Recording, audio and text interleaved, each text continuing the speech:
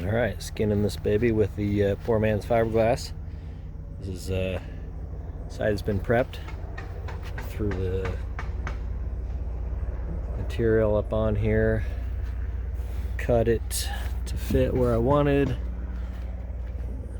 Basically, I used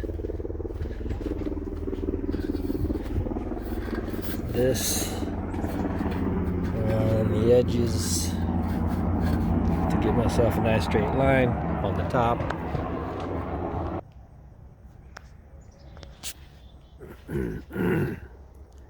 Use some tape to hold it up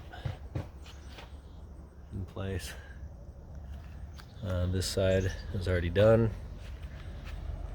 I rolled the glue on with the roller, paint roller. Use the 1/4 inch nap.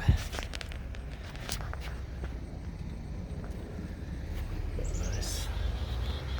And I used the iron, just hot iron, to make, kind of help seal it up, get all the wrinkles out. Nice and tight here now. You can see.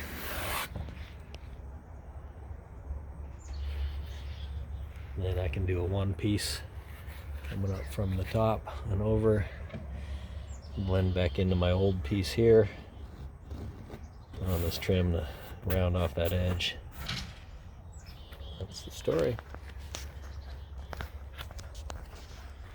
Oh yes, and as you might be able to see here, I took my saw, just the hand saw for cutting wood, just drug it across like a rake, put some scratches in it for the glue to adhere to.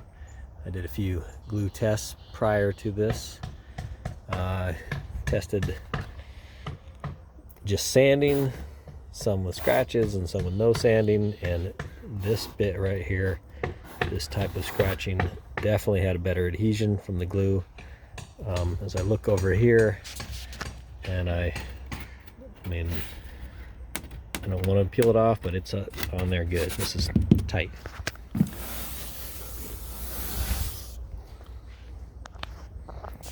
Alright, that's all for now.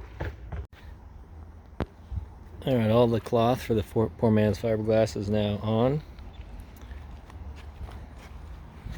I'll wrap those edges like I showed earlier. I mentioned I used an iron. Yep, there's the iron I used right there. Standard, had it on as hot as I could get it. Didn't melt the foam as long as there was cloth over it. Did hit the foam a few times with it. Just kind of left a few marks, but not that big a deal. Just don't put it on there for very long.